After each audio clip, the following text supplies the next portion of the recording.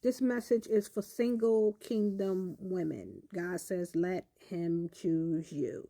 And I know a lot of us think that's outdated, that's played out. Nobody don't do that anymore. Women are leveling up. Women are making choices for themselves and things of that nature. And it's not about gender and who chooses who, but it's about a marriage working and things of that nature. But God says that in this day, in this time, in this season where we are, you are kingdom. Let him choose you. In the kingdom, let him choose you. I keep hearing that ringing in my spirit. God said that there is much deception out here. There are many things that are being manipulated, things that look like it is what it is not, things that act like it is what it's not, things that show up as one thing, but it is not, things that look like they want what they do not want. It is something else that they are seeking.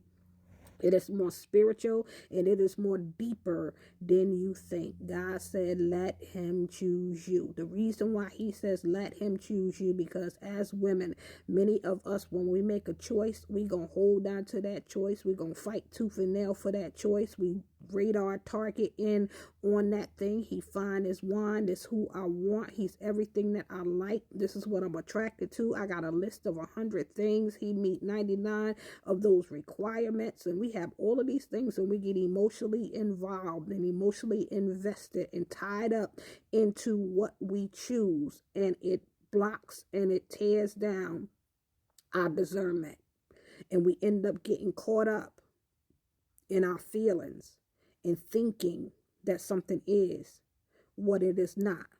When you let him choose you, the way that a man is wired, and I'm going to talk about that. But for women, when we choose through emotions. We choose through what we think, that this man has to have, and him leveling up, and him having and being able to provide, and him being able to meet me where I am. I'm 6 7 figure, he's 6 7 figure. We make a great team, and all of these things that we look at that men really don't pay attention to. God says, let him choose you, because I was watching a podcast some years ago, and one of the things that God always allowed me to remember from that podcast was what the men said. It was a marriage, and it was men speaking, and all of the men were in agreement with what it is that they said when a man chooses a wife, when he knows who his wife is. A man is wired to know who his wife is. And when he chooses you, he's choosing you because he knows that you are his wife. Now, I am going to talk about deception in that as well. But the thing that happened on this podcast was men begin to say that men will spend 5, 7, 15, 20 years with a woman, have children with her, build things with her, do things with her, and never marry her, because he know that that is not his wife. But soon as the one comes along that he know that that is his wife, he will leave his girlfriend from how many years that they've been together, all the children that they have, leave his children, leave everything that they have built, and go choose this wife and marry her within 3 months to a year of knowing her, and marry her, because he knows when a man meets a woman, he knows within sometimes 15 minutes, sometimes an hour, sometimes by the end of that day, whether this woman is his wife and whether he wants to spend the rest of his life with her. And if there is anything in him that goes off and he knows that this is not her, he'll date her and everything and not marry her. Now, God also says that when men come and they're the wrong man because you did not choose them, your discernment is on fleek. There is nothing that can get past you, because God is going to make sure it. God is going to make sure your eyes are open to see the dog, to see the snake, to see the wolf, to see everything that's coming up, creeping up, sneaking up. And even if they bypass that, because some of us are desperate, Even if they bypass you seeing in the spirit what you need to see, and you allow their slick tongues and their words to, cause you to just have a conversation, just go out to dinner, just do the small things, and you end up getting wrapped up in, God gonna break that thing down. God gonna destroy it. God is not gonna let it happen. God gonna dismantle it. God gonna come in between it. God gonna break it up, shut it down. God gonna do everything that he needs to do because you did not choose. And with him coming to you to deceive you, him coming to you even with good intentions, but he is not for you. He can't hold you in the spirit. He can't pray for you. He can't war for you. He's not equipped and prepared for you. He don't rank where you are. He doesn't have what you need for your ministry, for where it is that you're going forth. He's not going to support you. He's not going to hold you back. God will shut it completely down because you didn't choose. But when you choose, you're dammed up by your feelings and your emotions. And when you get clogged up and you can't clearly discern, you hear God, but you don't hear God. You see God, but you don't see God. And it's not to say that it affects anything else. It's just your feelings in a relationship.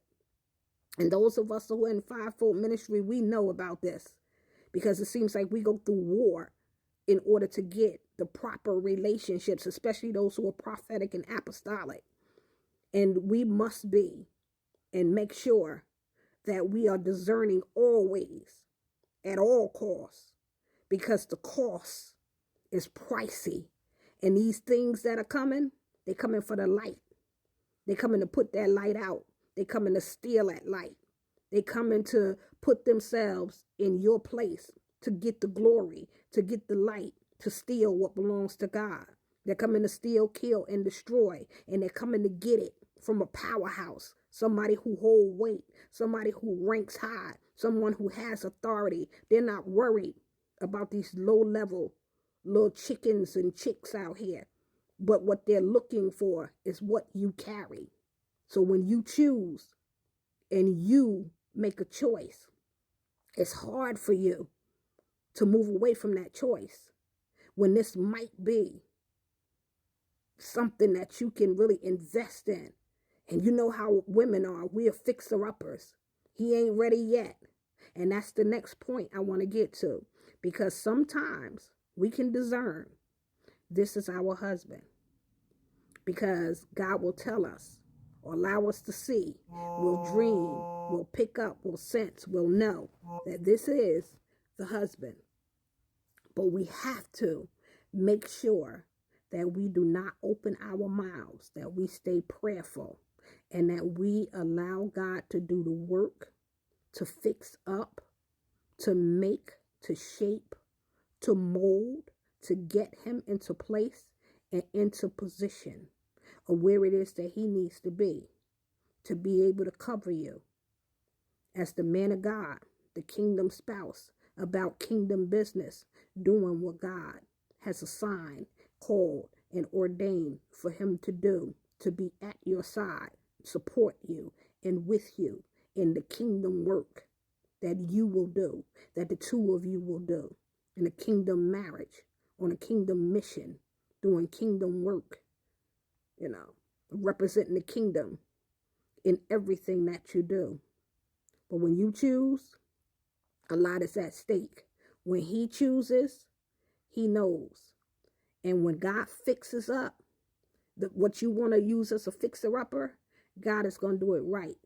And you'll put your hands on it and destroy and mess up what it is that God is trying to do. So God is sending it right. And all you can do is don't even let him know that you know, but just pray for him. Stand in the gap.